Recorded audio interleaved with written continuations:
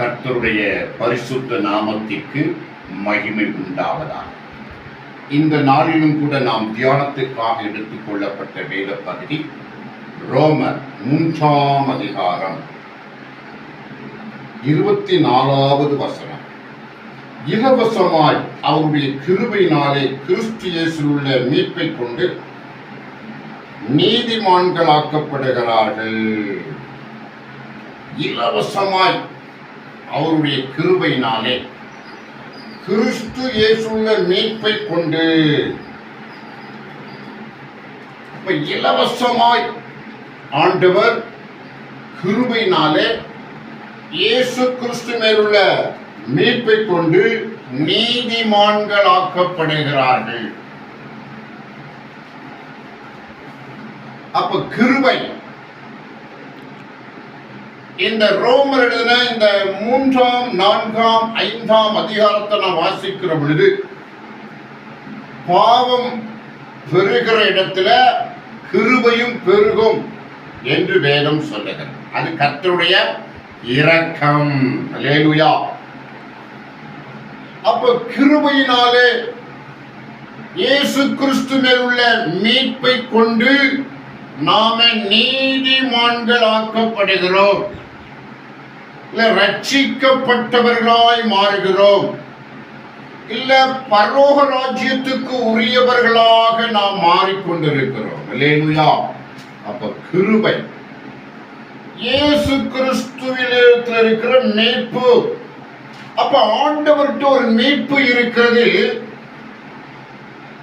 பாவிகளாய் இருக்கையில், நாம பாவிகளாய் இருக்கையில் கிறிஸ்து இயேசு நமக்காக மரித்தார். அல்லேலூயா. பாவிகளாய் இருக்கையில் ஒருவேளை நாம நினைக்கலாம், ஒருத்தன் தேவையோடு இருக்கிறவனுக்கு நன்மை செய்ய வேண்டும், தேவையில்லாமல் இருக்கிறவனுக்கு எந்த நன்மையை செய்துவிட கூடாது. அப்ப நல்லவனுக்காக எதையாயிலும் செய்யலாம் என்ற எண்ணம் வரும். ஆனா கெட்டவர்களுக்கு எதையும் செய்யக்கூடாது என்ற எண்ணம் வரும். இந்த ஊழிய களத்துல பார்க்கும் பொழுது இவர் நன்றாக செயல்படுகிறாரா, கர்த்தருக்கு பிரயோஜனமா இருக்கிறாரா என்று ஆராய்ந்து பார்த்து ஊழியத்துக்கு உதவி செய்கிறார்கள். ஆனா இயேசு கிறிஸ்து என்ன செய்திருக்கிறாரு? நாம் பாவிகளாய் இருக்கையில் கிறிஸ்து நமக்காக மரித்தார். அல்லேலூயா. மரித்து மீட்பை உண்டு பண்ணினார். மீட்பு. அப்ப அந்த மீட்பை கொண்டு அவரை அறிகிற அறிவினாலே நாம பரிசுத்தவான்களாய் மாறுகிறோம். இல்ல பரிசுத்தவான்களுக்காகத்தான் நான் மரிப்பேன் என்று ஆண்டவர் சொல்லவில்லை. பாவிகளாய் இருக்க மரித்து விட்டார், ஆனால் பிறகு கர்த்தர் பரிசுத்தப்படுத்துகிறார். அல்லேலூயா. நம்ம ஆவிக்குரிய ஜீவியத்தில் பார்க்கிறோம், நாம் ஒருவேளை ஆண்டவருடைய சமூகத்திலே முன்னதாக வந்து ரட்சிக்கப்பட்டு ஓடிக்கொண்டிருக்கிறோம். மற்றவர்கள் ரட்சிக்கப்பட்டு இன்னும் கொஞ்சம் கரையேறி வருகிறவர்களை பார்க்கிறோம். நாம் இள வயதிலே ஊழியத்திலே வந்து விட்டோம். ஆனா சிலவங்க 50, 60, 70க்கு மேல ரட்சிக்கப்படுதாங்க. அதுக்கப்புறம் அவனுக்கு ஊழிய வாஞ்சம் வருகிறது. அவங்க பார்க்கும் பொழுது நமக்கு ஒரு சூனியர், அவங்க ஒரு சூனியர், வயசுல கூணவங்களா இருந்தாலும் அவங்க சூனியரா இருக்கிறார்கள். அவர்கள் நம்முடைய கிரியைகளை இப்பொழுதுதான் மெதுவாக கற்றுக்கொண்டு வருகிறார்கள். அல்லேலூயா. அப்ப பார்க்கும் பொழுது நமக்கு வித்தியாசமாய் இருக்கிறது. அல்லேலூயா. அப்போ பரிசுத்தவான்கள் ஆன பிறகல்ல, நாம் பாவிகளாய் இருக்கையில் கிறிஸ்து நமக்காக மரித்தார். அல்லேலூயா. அதுதான் அந்த சிலுவையில் இருக்கிற மீட்பு, இயேசுவினால் வருகிற மீட்பு. இயேசுவுக்குள் நம்முடைய மீட்பு இருக்கிறது. அல்லேலூயா. அது மாத்திரமல்ல, இயேசு கிறிஸ்து கிருபை அளிக்கிறவராய் இருக்கிறார். கிருபையும் சத்தியமும் பாவமும் கிருபையும் என்று வேதத்தில் சொல்லுகிறதை நாம் பார்க்கிறோம். அல்லேலூயா. அதற்கு முன்பதாக 3:23 வாசிக்கும். எல்லோரும் பாவம் செய்து தேவ மகிமையற்றவர்களாகி. எல்லாரும் பாவிகள். இந்த உலகத்துல ஆண்டுடைய நாமத்தை அறியாதவர்கள் யாவரும் பாவிகள். தேவ மகிமை அற்றவர்களா? தேவ மகிமையே கிடையாது. நாம கர்த்தரை அறிந்து அவரை புரிந்து அவரை ஸ்தோத்திரம் பண்ணி மகிமையில விளந்து பரிசுத்த ஆவியை பெற்றுக் கொண்டிருக்கிறோம். கர்த்தருடைய மகிமை நமக்குள் வெளிப்படுகிறது. ஆனா ரட்சிக்கப்படாத ஜனங்கள், அவன் முஸ்லிமா இருந்தா அவன் ஒரு வித்தியாசமா இருப்பான். இந்துக்கள் அவன் ஒரு ஆவினால நடத்தப்படுவான். அதெல்லாம் பார்த்தா நமக்கு வித்தியாசமா இருக்கும். அல்லேலூயா. அப்போ இயேசுவினால் இந்த மீட்பை நாம் பெற்று பரிசுத்த ஆவியினுடைய அபிஷேகம் பெற்றபடினால நமக்குள்ள தோற்றத்துக்கும் மற்றொரு தோற்றத்துக்கு வித்தியாசம் இருக்கிறது. அதை கண்டுபிடிக்க முடிகிறது. அல்லேலூயா. கர்த்தருக்கு ஸ்தோத்திரம். அப்ப இந்த உலகத்துல எல்லா ஜனங்களும் பாவம் செய்து தேவ மகிமையற்றவர்களா இருக்கிறாங்க. இன்னும் கொஞ்சம் ஆழமா பார்த்தோம் என்று சொன்னால் 3:10 அந்தப்படியே நீதிமான் ஒருவனாகியும் இல்லை, உணர்வுள்ளவன் இல்லை, தேவனை தேடுகிறவன் இல்லை, எல்லாரும் வழிதப்பி ஏகமாய் கெட்டு போனார்கள், நன்மை செய்கிறவன் இல்லை, ஒருவனாகியும் இல்லை. அவர்கள் தொண்டை திறக்கப்பட்ட பிரேத குழி, தங்கள் நாவுகளால் வஞ்சனை செய்கிறார்கள். அவருடைய உதட்டிலே பாம்பின் விஷம் இருக்கிறது. அவர்கள் வாய் சபிப்பினாலும் கசப்பினாலும் நிறைந்திருக்கிறது. அவர்கள் கால்கள் ரத்தம் சிந்துவதற்கு தீவிரிக்கிறது. நாசமும் நிர்பந்தமும் அவர்கள் வழியில் இருக்கிறது. சமாதான வழியை அவர்கள் அறியாதிருக்கிறார்கள். அவர்கள் கண்களுக்கு முன்பாக தெய்வ பயமில்லை என்று எழுதியிருக்கிறது. அல்லேலூயா. அவன் பாவத்துக்குள்ள இருக்கிறவன், ஆண்டவர் அறியாதவன். எப்படிப்பட்ட ஒரு பாவமான ஒரு சூழ்நிலை அவன் வைக்கப்பட்டிருக்கிறான். கர்த்தரை தேடுகிறவன் இல்லை, உணர்வுள்ளவன் இல்லை, தெய்வ பயமில்லை. அல்லேலூயா. மதம் என்ற போர்வைக்குள்ள அவர்கள் இருக்கிறார்கள் அன்றி அவர்கள் இத்தனை பாவம் செய்கிறவர்களாய் இருப்பார்கள். இயேசுவை அறியாதபடினாலே, இயேசுவின் நன்மை புரியாதபடினாலே, ஆண்டவருடைய வசனத்தை கற்றுக்கொள்ளாதபடினாலே, தேவ சமூகத்திலிருந்து ஜெபிக்காதபடினாலே, பரிசுத்த ஆவியை பெறாதபடினாலே அவர்கள் தெய்வ பயமில்லை, உணர்வில்லை, தங்கள் மனம் போல ஜீவிக்கிறார்கள். வாசிக்கப்பட்ட இந்த வேத பகுதியின்படி தங்கள் வாழ்க்கையில் இருக்கிறார்கள். அவர்களுடைய வாழ்க்கையின் அவர்கள் இருக்கிற தன்மையை தான் இந்த வேதம் வெளிப்படுது. அதைத்தான் எழுதி வச்சிருக்கிறார் பவுல். அல்லேலூயா. அந்தப்படி நீதிமான் ஒருவனாய் இல்லை. அப்ப எல்லாருமே பாவத்துக்குள்ள இருக்கிறாங்க. நீதிமான் இல்லை, உணர்வுள்ளவன் இல்லை, தேவனை தேடுகிறவன் இல்லை, எல்லாரும் வழிதப்பி ஏகமாய் கெட்டு போனார்கள், நன்மை செய்கிறவன் ஒருவனாக இல்லை. இதை சொல்லிட்டு அவங்க செய்கிற பாவத்தையும் இங்க விலைக்கு சொல்லுகிறதை பார்க்கிறோம். இவ்வளவு பாவம் பண்றாங்க. நாம ரட்சிக்கப்படாத காலத்துல இப்படி இருந்தோம். இதுல வித்தியாசமான ஒரு 10 பாவத்துல ஒரு 5 பாவமாவது நாம பண்ணிருக்க கூடும். அல்லேலூயா. ஏன்னா கொடிய பாவத்துக்கு தப்பித்தாலும் மற்ற பாவங்கள் நாம சிக்கி இருக்கிறோம். இப்படிப்பட்டதான வசனங்கள் இங்கே சொல்லப்பட்டிருக்கு. இப்படிப்பட்ட சூழ்நிலை உலகத்தில் ஜனங்கள் இருக்கிறார்கள். அப்ப இதன் மத்தியில தான் இயேசு கிறிஸ்துவை நாம் பேசிக் கொண்டிருக்க வேண்டும். அல்லேலூயா. கிருபை இருக்கு, இயேசுவின் கிருபை இருக்கு, இயேசுவின் மீட்பு இருக்கு. அதனால நீதிமான்களாக்கப்படுகிறார்கள். அல்லேலூயா. நீதிமான்னா கர்த்தரை விசுவாசிக்கிறவர்கள், கர்த்தரை நம்பி ஜீவிக்கிறவர்கள். அல்லேலூயா. கர்த்தரை விசுவாசிக்கிறவங்க, கர்த்தரை நம்பி ஜீவிக்கிறவங்க தான் நீதிமான்கள். அல்லேலூயா. ஆபிரகாமை குறித்து சொல்லும்போது அவர் ஒரு நீதிமான். அவன் கர்த்தரை விசுவாசித்தான், அதை கர்த்தருக்கு நீதியாக எண்ணினார். அல்லேலூயா. அவர் விசுவாசம். அல்லேலூயா. ஆண்டவர் சமூகத்தில் விசுவாசம், கிருபையினாலே விசுவாசத்தை கொண்டு ரட்சிக்கப்பட்டீர்கள், ரட்சிக்கப்பட்டீர்கள். அல்லேலூயா. அப்ப இலவசமாய் அவருடைய கிருபையினாலே கிறிஸ்து இயேசுவின் மீட்பை கொண்டு நீதிமான்களாக்கப்படுகிறார்கள். இலவசம், எல்லாமே ஆண்டவர் இலவசமாய் கொடுக்கிறார். இலவசமாய் விற்கப்பட்டீர்கள், இலவசமாய் மீட்கப்படுவீர்கள். அல்லேலூயா.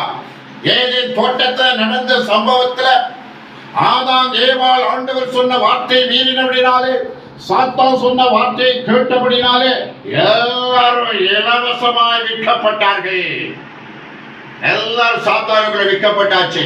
அவன் தான் இப்ப உலகத்துல எல்லாம் ரட்சிக்கப்படாத ஜனங்களை அவன் தான் ஆண்டு வருகிறான். அவன்கிட்ட தான் கர்த்தர் மீட்டு கொண்டு வருகிறார். அல்லேலூயா. இயேசு கிறிஸ்து பிசாசு மாட்டிக்கிட்ட எல்லா மனிதர்களையும் ஆத்மாக்களையும் மீட்பதற்காக ஒரு யுத்தத்தை ஆரம்பித்து நடத்தி கொண்டிருக்கிறார். அல்லேலூயா. அதுல நாம இயேசுவை பற்றி பேச வேண்டும், அவர் கிருபையை குறித்து பேச வேண்டும், அவருக்குள் மீட்பு இருக்கிறது, அந்த மீட்பை குறித்து பேச வேண்டும். நாம் நீதிமான் வாக்கப்பட வேண்டும், ரட்சிக்கப்படாத ஜனங்களால் ரட்சிக்கப்பட வேண்டும். அல்லேலூயா. கர்த்தருக்கு ஸ்தோத்திரம். Praise the Lord.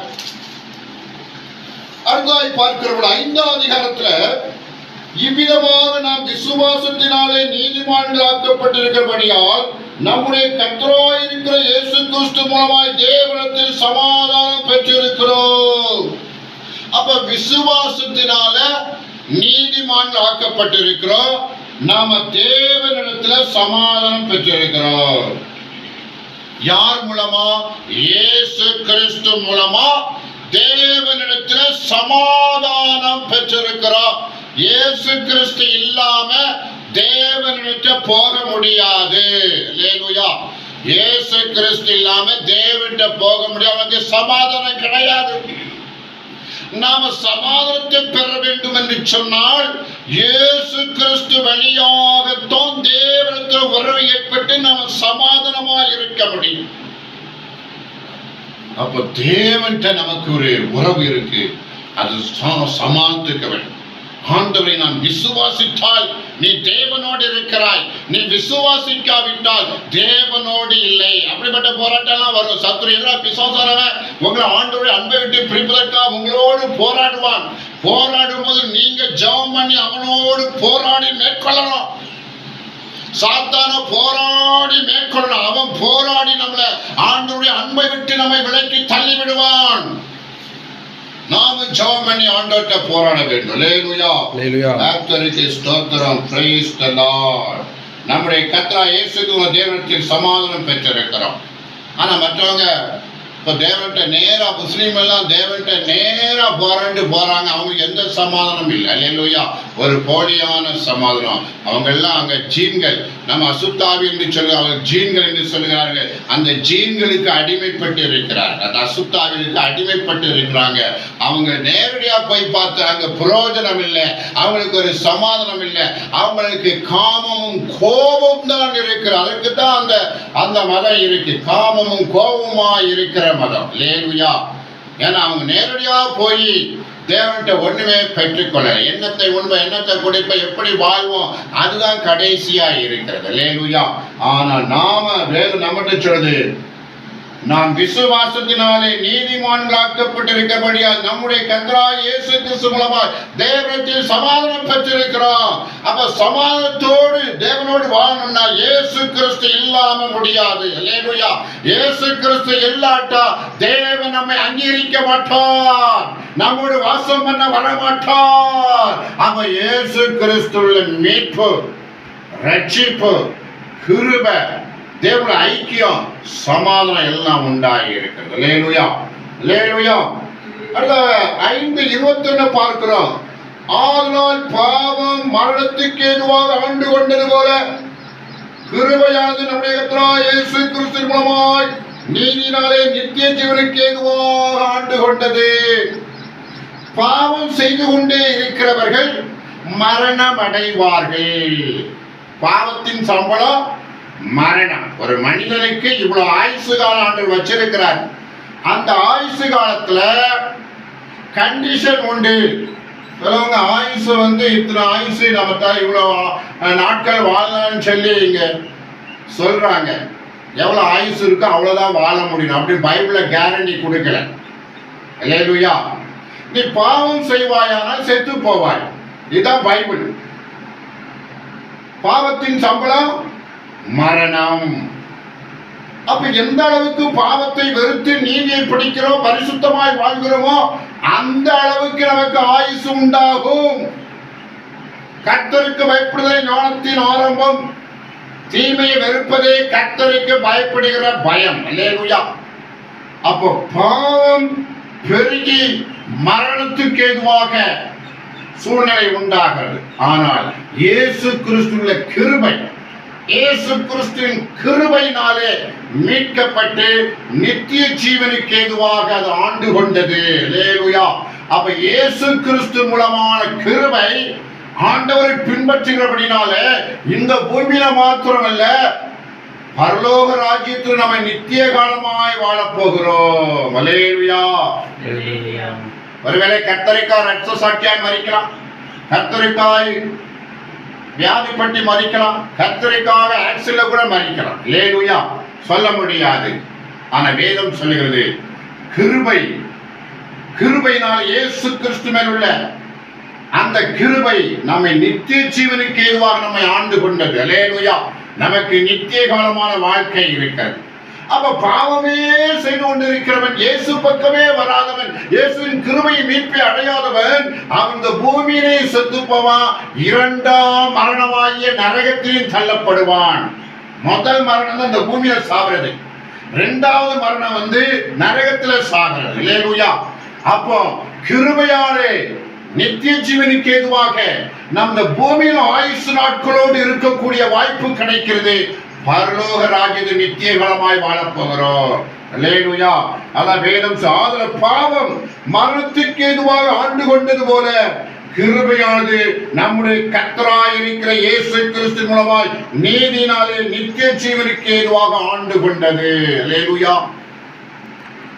அப்போ பாவத்தை முறியடித்து பரிசுத்த வாழ்வுக்கு நாம் நீதிமானாய் மாறி நித்திய ஜீவனை பெறுவதற்கு இயேசு கிறிஸ்துவை சொந்த இரட்சகராய் ஏற்றுக்கொள்ள வேண்டும்.